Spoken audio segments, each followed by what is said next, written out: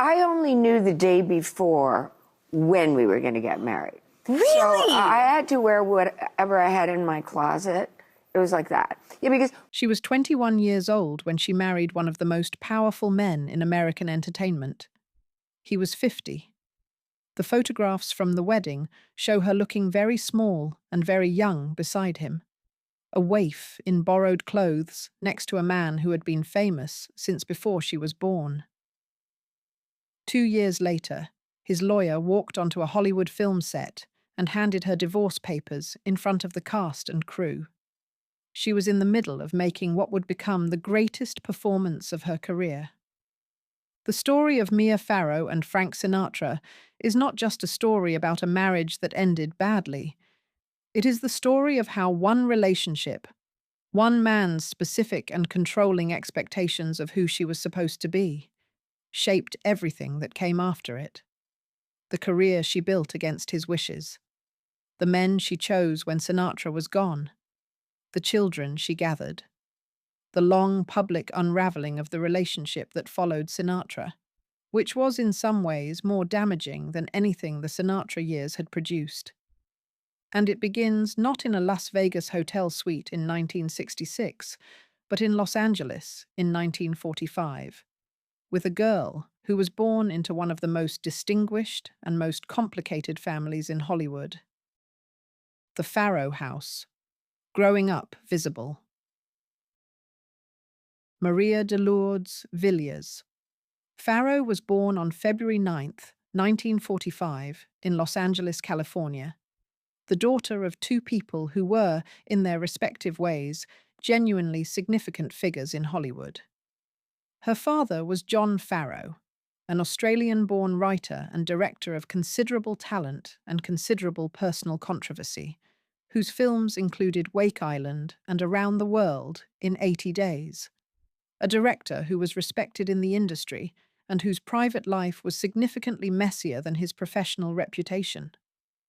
Her mother was Maureen O'Sullivan, the Irish-born actress who was most famous for playing Jane opposite Johnny Weissmuller's Tarzan in a series of films that ran through the 1930s and 1940s, and who brought to the household a warmth and a practical Irish Catholic faith that would become one of the sustaining forces of Mia's life. They had 7 children, of whom Mia was the third. Her godfather was the director George Cukor, one of the most respected figures in Hollywood.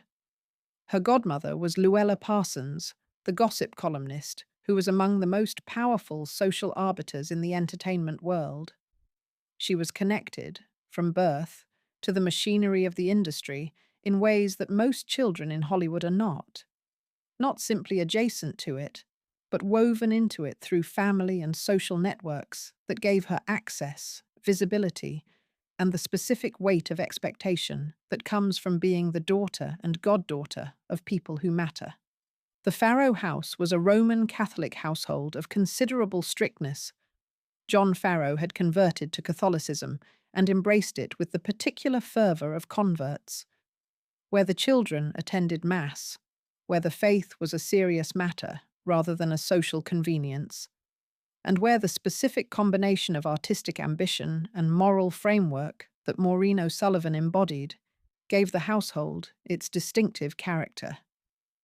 Mia grew up performing for her siblings, for her parents, for the tourists who occasionally drove by on celebrity tour buses in the hope of catching a glimpse of someone famous through the gates. She loved to perform.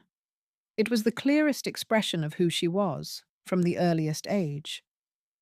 Her father, John Farrow, died in 1963 when Mia was 17. He was 58 years old. His death reorganized the family in ways that were practical. A household of 7 children suddenly without its primary earner, and emotional, in the specific ways that a father's death shapes the daughters who were trying to understand what they needed from the men in their lives. Mia's relationship with her father had been complicated by his personality, which was domineering and not always gentle, and his death arrived before those complications had been fully reckoned with. She had her first uncredited film role in her father's John Paul Jones in 1959, when she was 14. She made her credited screen debut in Guns at Battersea in 1964. And in 1963, she had begun pursuing her theatrical career in earnest, with an off-Broadway debut in The Importance of Being Earnest that started the professional trajectory that would bring her, within a few years, to the most significant marriage of her life. The year after that theatre debut, she was cast in Peyton Place, the nighttime soap opera that ran on ABC from 1964 to 1969, and that made her one of the most recognizable faces on American television. She played Allison Mackenzie, a young woman navigating the secrets and scandals of a small New England town. The show was enormously popular. Mia Farrow was 19 years old and suddenly very famous, in the specific way that weekly television makes a performer famous, not the movie star kind of fame that her mother had achieved, but the more intimate and immediate kind that comes from people seeing your face in their living rooms every week for years. She was 19 and famous, and living in a rented house in Los Angeles when she met Frank Sinatra. Frank Sinatra, the chairman's terms. Frank Sinatra was not someone you encountered accidentally in 1964. He was one of the most powerful figures in American entertainment, a man who had reinvented himself multiple times across 3 decades, from the teenage idol of the 1940s who made women faint at the Paramount Theatre, to the washed-up has-been of the early 1950s, to the Oscar-winning movie star of From Here to Eternity in 1953, to the chairman of the board, the Rat Pack, the Las Vegas Empire, the recording career that had produced some of the most significant popular music of the 20th century. He was 50 years old, and at the height of his second and greater phase of fame, when he and Mia Farrow first encountered each other on the 20th Century Fox studio lot in 1964. She was 19. He was 50. The 31-year age gap was immediately noted and immediately controversial, and it remained the primary lens through which the relationship was publicly understood for its entire duration. Sinatra's friends, by various accounts, were bewildered. His daughter Nancy Sinatra, who was essentially the same age as Mia, has spoken in various contexts about the strangeness of watching her father pursue someone her own age. The Rat Pack, Dean Martin, Sammy Davis Jr., Peter Lawford, Joey Bishop, had a nickname for Mia that captured the general tone of their response. They called her Mia Farrow's daughter's mother, which was their way of acknowledging how young she was by reference to the generation she should have been producing, rather than the generation she was associating with. Sinatra himself seemed drawn to her precisely because of what she was: a waif, physically slight and luminously young, with an otherworldly quality that was genuinely unusual in the Hollywood world he inhabited. She was not a showgirl or a starlet in the conventional sense. She was intelligent, unusual, and entirely unintimidated by his power in ways that the women who had surrounded him for decades had not always been. Beneath her fragile appearance, she was someone of genuine complexity and genuine will. Their courtship moved quickly. He was filming None But the Brave, and she visited the set. By various accounts, she was invited. By others, she simply appeared, which was itself consistent with the specific quality of directness and initiative she had always possessed. He called. She came. What happened in those early months of the relationship is documented primarily through the lens of the press coverage that followed them everywhere and through Mia's own accounts given in interviews across the following decades. He courted her with the specific attention and generosity that Frank Sinatra brought to people he had decided he wanted. The flowers, the gifts, the tickets to performances and openings, the telephone calls at times that suited his schedule rather than hers. He was also, beneath the chairman of the board public persona, someone of genuine tenderness and genuine insecurity. And Mia encountered that person in the private moments of their courtship in ways that made the attraction feel like more than simply the gravitational pull of his fame and power. The press surveillance of the relationship was immediate and total. The photographs of the two of them together circulated through every magazine and newspaper in the country, generating the specific mixture of fascination and discomfort that comes when a famous older man pursues a very young woman in public. Mia was aware of the surveillance and was, by her own later account, genuinely in love with him. He proposed in the spring of 1966. The circumstances of the engagement were chaotic enough that Mia has described knowing only the day before when they were actually going to get married, because Frank called and said simply that he thought they should get married tomorrow. She wore what she had in her closet. They were married on July 19th, 1966, at the Sands Hotel in Las Vegas, with a small group of their friends present. She was 21. He was 51. Sinatra had been married 3 times before, to Nancy Barbato, the mother of his 3 children, whom he had divorced in 1951, to Ava Gardner, the great passion of his life, whom he had married in 1951 and divorced in 1957, and to actress Juliette Prowse, whose engagement to Sinatra had ended before the wedding because Prowse refused to give up her career to be a full-time wife. That final detail is the one that connects directly to what would happen to Mia Farrow 2 years after the wedding. Sinatra's vision of marriage was specific and unapologetic. He wanted a wife who organized her life around him. He had broken off the engagement with Prowse precisely because she had refused to do this. He had then chosen a 21-year-old actress who was at the very beginning of her career, and it is worth considering whether he believed, consciously or not, that someone so early in their professional life would be easier to persuade toward a version of marriage that his previous wives had resisted. If that was his calculation, he was wrong.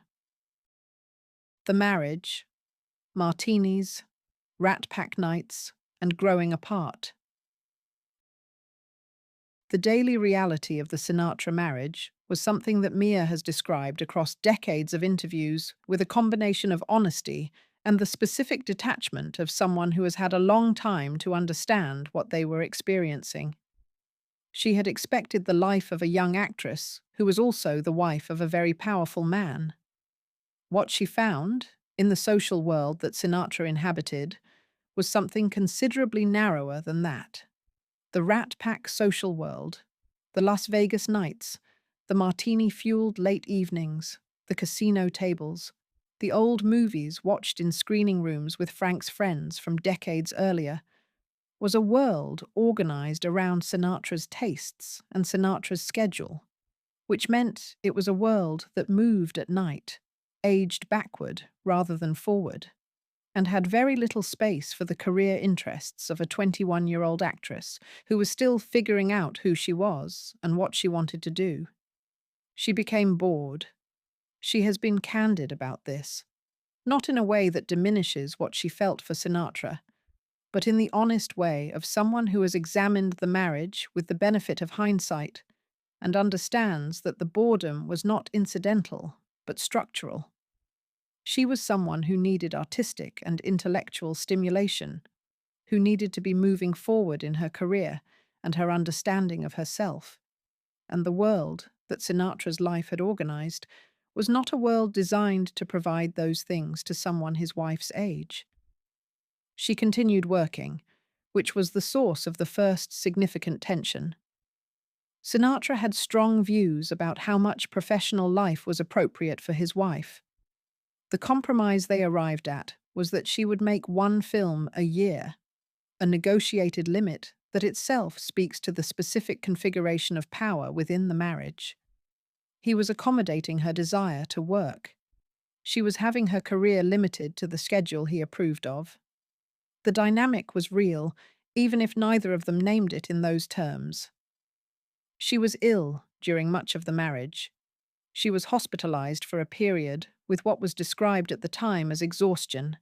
and the stress of living inside a marriage whose social world was so different from what she needed was, by various accounts of people who knew them, taking a visible physical toll. Her health fragility was itself something that Sinatra responded to with genuine tenderness. The accounts of his attentiveness when she was ill are one of the consistent positive details in the record of the marriage, suggesting that his care for her was real in those moments in ways that it was constrained in others. And then, in 1967, she was cast in Rosemary's Baby. Rosemary's Baby, the role that ended the marriage. Roman Polanski's Rosemary's Baby was, by 1967, one of the most anticipated films in production. The novel by Ira Levin, published in 1966, had been a bestseller, and Paramount's adaptation was generating the kind of industry excitement that attaches to projects that feel important before they are finished. The story of a young woman who suspects that her neighbors and her husband are involved in a satanic conspiracy and that her unborn child is at the center of it.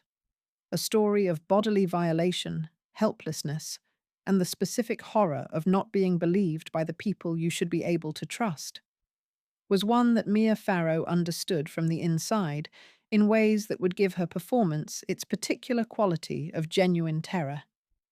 Sinatra was not enthusiastic about the casting. He had a prior arrangement. He had planned for Mia to appear in his film, The Detective, a gritty New York crime drama that was beginning production. The two films' schedules were supposed to coordinate. Rosemary's Baby was not supposed to run long. Roman Polanski was a renowned perfectionist. He worked slowly. He worked until things were right. Rosemary's Baby fell behind schedule, by accounts of the production, approximately 4 weeks behind. The role Sinatra had planned for Mia in The Detective, a relatively small part as his character's mistress, was going to be missed. Sinatra's response was to tell Mia to leave the film. He told her to ankle the picture, the industry slang for abandoning a production, and come to New York. He had been waiting for her to finish, and she wasn't finishing on the schedule he had planned for, and he was done waiting. Mia has described the specific moment she received this demand with the clarity of someone for whom it was transformative. She was the daughter of a director. She was the daughter of an actress. She understood what leaving a film in the middle of production meant. The professional consequences, the ethical breach, the specific violation of the trust that exists between a filmmaker and an actor in the middle of making something. She was in every scene of Rosemary's Baby. The film was almost finished. There was 1 month left to shoot. She told him she couldn't leave. Sinatra's position was equally clear. If she wouldn't leave the movie when he told her to, then he was leaving the marriage. He had broken off an engagement over a similar refusal with Juliette Prowse years before. This was not the first time he had delivered this ultimatum.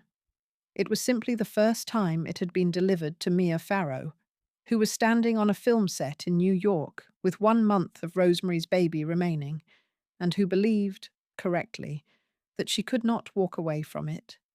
She didn't walk away. His lawyer arrived on the set of Rosemary's Baby and served her with divorce papers in front of the cast and crew. The year was 1968. The film had 1 month of shooting left. She received the papers and she continued working. The divorce was finalized in Mexico in August 1968. Rosemary's Baby was released in June 1968, before the divorce was final. It was immediately recognized as one of the most significant horror films ever made. A work of exceptional craft and exceptional performance that established Mia Farrow as a serious actress of the first order. The performance she gave while receiving divorce papers from her husband on set, the specific dissociation and terror of Rosemary, the way Farrow inhabited a woman who is losing her grip on reality while simultaneously being the only one who is actually seeing reality clearly, had a quality that film critics have spent decades trying to account for. The role that Sinatra had tried to take from her was the role that made her. The film was released on June 12, 1968, to immediate critical attention and enormous box office success. It was praised by critics who recognized in Polanski's direction and Farrow's performance something genuinely disturbing and genuinely accomplished. A horror film that worked through dread and implication rather than shock, and that required its central performance to carry an almost impossible emotional weight across 2 hours of screen time. Pauline Kael wrote about it in terms that acknowledged the specific quality of what Farrow had done. The film received an Academy Award nomination for Ruth Gordon's supporting performance as the neighbor Minnie Castevet, a performance that Farrow herself generously described as the performance she had been most fortunate to work opposite. The role had been offered to several other actresses before coming to Mia Farrow. Tuesday, Weld had been considered. The casting of Farrow, a choice that Polanski defended against studio skepticism, was the specific confluence of the right actress and the right material at the right moment, and what it produced was one of those performances that cannot be separated from the specific circumstances in which it was made. She was playing a woman whose husband was complicit in something terrible done to her body without her consent. She was playing a woman who was not believed when she tried to tell people what was happening. She was playing a woman who had to continue functioning and continuing working, even as her world was collapsing around her from forces she could not control. She was doing all of this while receiving divorce papers on set from a man whose order she had refused.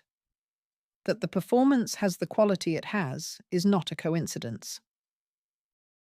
After Sinatra, André Previn and the life she built. The specific irony of the Sinatra marriage's ending is that the choice Mia made, staying with the film, refusing to leave, was the choice that determined the rest of her career. Rosemary's Baby gave her a credibility as a dramatic actress that she had not previously established in the industry's estimation, and it opened doors to the kind of serious film work that had not been available to the young television actress of Peyton Place. Sinatra and she remained friends after the divorce. This is one of the more unusual aspects of their story, and it says something real about the specific quality of what they felt for each other beneath the professional conflict. When Mia's relationship with Woody Allen later fell apart in the most public and most devastating way, Sinatra reportedly offered, with the specific blunt loyalty of someone who had never fully let go of his protective feeling toward her, to have his associates pay Allen a visit and make his displeasure physical. The offer was made in the spirit in which it was received, as an expression of continued care from a man who operated in a world where such expressions were a normal idiom. Mia understood what he meant. In the years immediately following the divorce, Mia's career continued developing. She appeared in John and Mary in 1969 alongside Dustin Hoffman, a romantic drama that demonstrated the range she was developing beyond the horror film persona that Rosemary's Baby had given her. But the significant personal development of the post-Sinatra years was her relationship with André Previn. André Previn was, at the time Mia met him, one of the most celebrated musical figures in the world, a conductor, composer, and pianist of extraordinary range who had won 4 Academy Awards for film scoring, had recorded jazz albums of genuine distinction, and was building one of the most remarkable conducting careers of his generation. He was also, at the time Mia became involved with him, married to someone else. His wife was Dory Previn, a songwriter of genuine talent whose work had a quality of emotional rawness that reflected the specific difficulty of her life and her marriage. The news of André's relationship with Mia Farrow caused Dory Previn to experience a serious emotional crisis and require hospitalization. The beginning of Mia and André's relationship is therefore one that is difficult to romanticize. It began in a way that caused real harm to a real person, and the harm it caused Dory Previn was so significant that Dory eventually wrote a song about it, a song called Beware of Young Girls that addressed directly and specifically the situation of a woman whose younger friend had taken her husband. The affair became public knowledge in 1969. It was not possible to keep it private. Both Andre and Mia were public figures, and the specific nature of how the relationship had developed made it a story that the press found irresistible. Dory Previn's response to the betrayal was to write about it, specifically in a song that named Mia Farrow directly and described the experience of watching a younger woman take your husband with a lyrical precision that was both deeply personal and artistically significant. The song stands as one of the more remarkable instances of an artist transforming specific personal injury into work of lasting quality. It made Mia Farrow permanently associated, in some accounts of her life, with the specific damage the affair had caused. Andre Previn and Mia Farrow married on September 10, 1970, in London. They had 3 biological sons, Matthew, Sasha, and Fletcher, and adopted 3 girls from Vietnam, Lark Song, Daisy, and Summer, later Summer Song. They lived in England for a period, then moved between the United States and Europe as Andre's conducting career required. It was, in its structure, a creative and intellectually ambitious household, the kind of marriage that Mia had not had with Sinatra, organized around 2 people's serious professional commitments rather than one person's total dominance of the social world. But it ended too. The divorce was finalized in 1979. Mia has spoken about the marriage in the careful terms of someone who found genuine things in it, the children, the creative world Andre inhabited, while understanding that it was not, ultimately, what either of them needed. Woody Allen, the relationship that defined everything.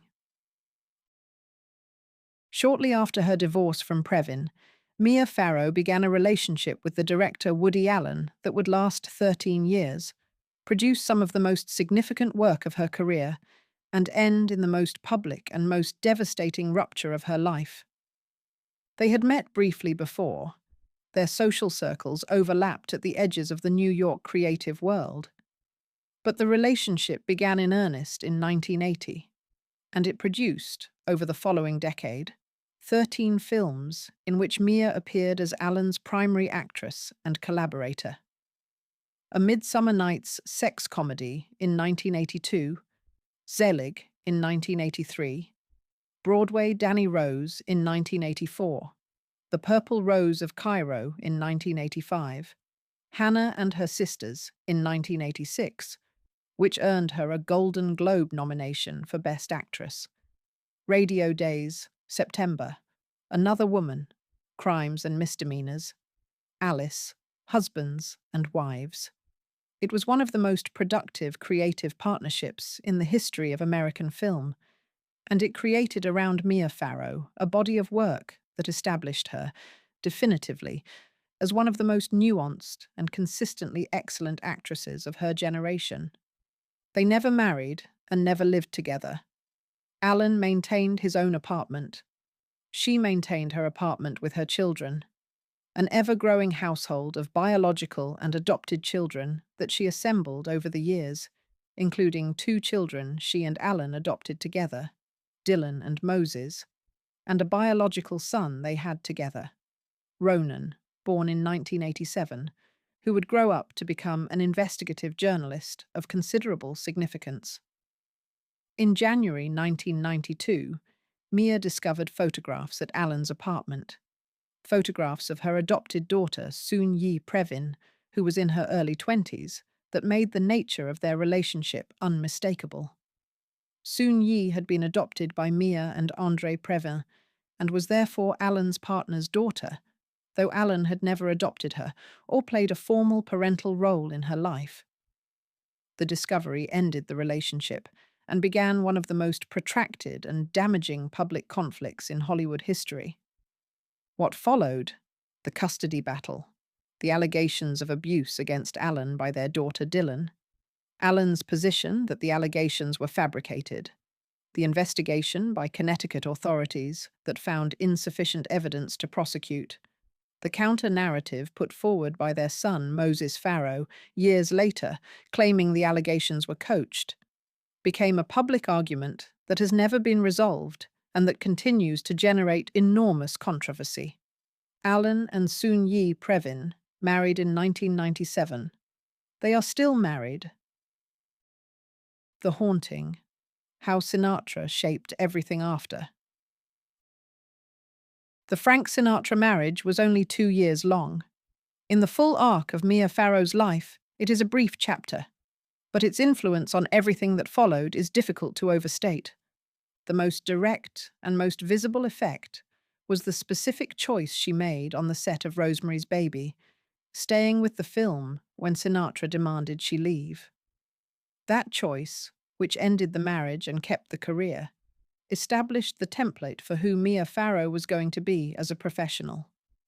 It was the moment when she chose her work over the demands of the man she was with, and the film she chose was the film that defined her.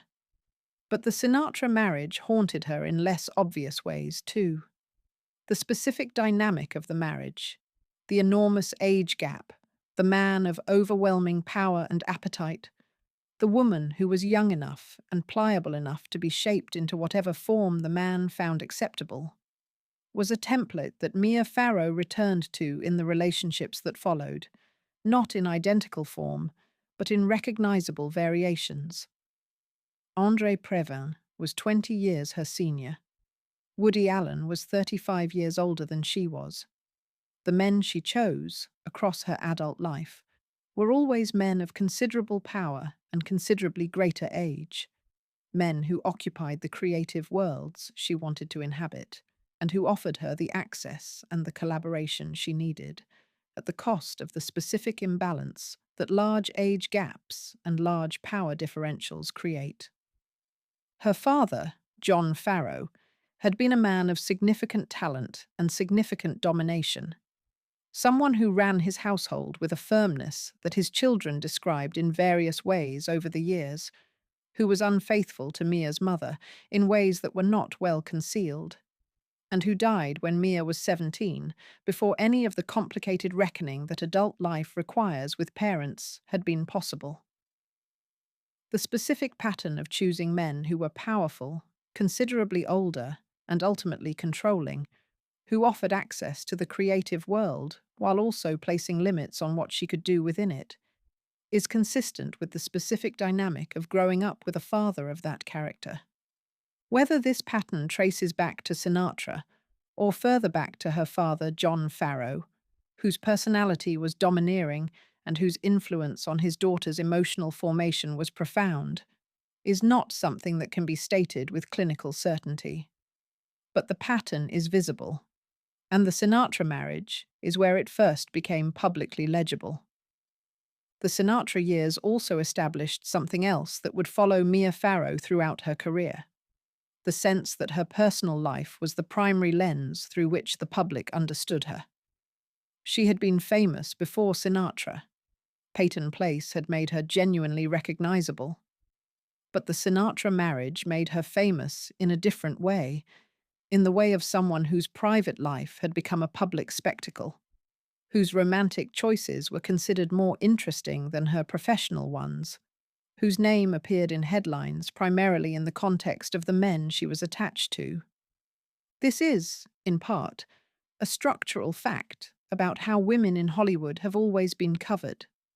Their relationships always considered more interesting than their work.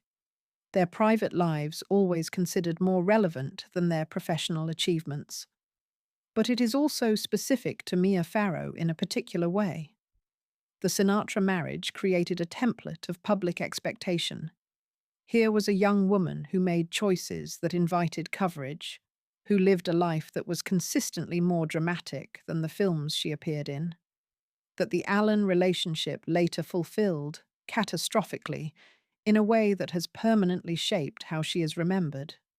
She has said, in interviews across the decades, that she considers Rosemary's Baby to be the role of her life, the performance that expressed most completely what she understood about vulnerability and about the specific horror of being a woman in a world organized around the needs and the power of the men around her. Roman Polanski made a film about a woman who is used by the people closest to her for purposes she does not consent to, who is disbelieved when she tries to report what is happening to her, and who ultimately discovers that she has been used by the very institution she trusted most.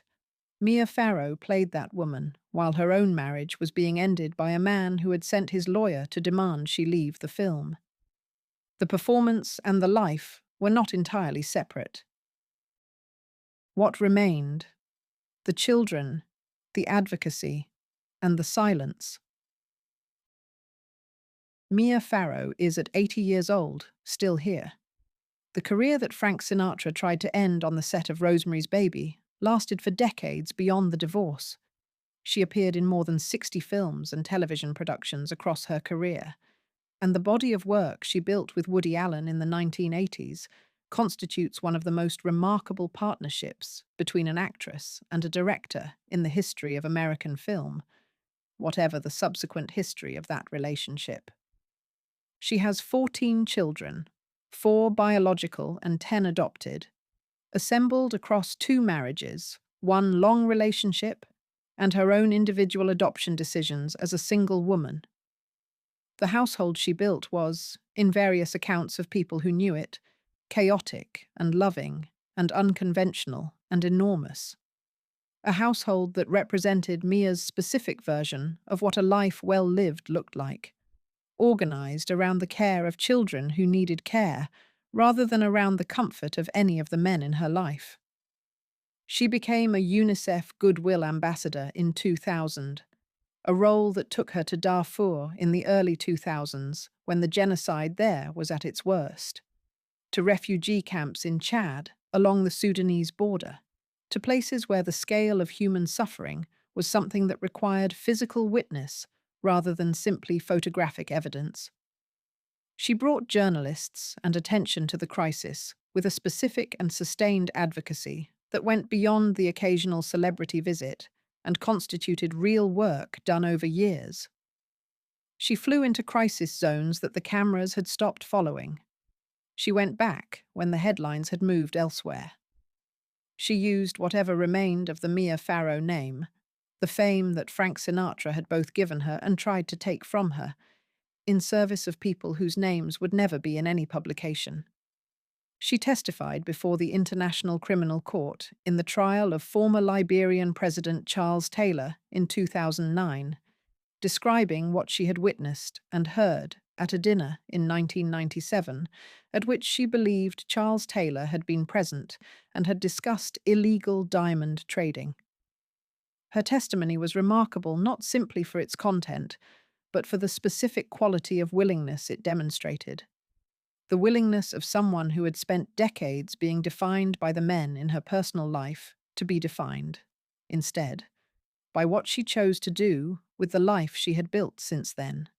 She has been consistently, seriously engaged with human rights work in Darfur and other crisis zones, work that has received less public attention than the ongoing soap opera of the Woody Allen situation, but that represents what she has chosen to prioritize in the later chapters of her life.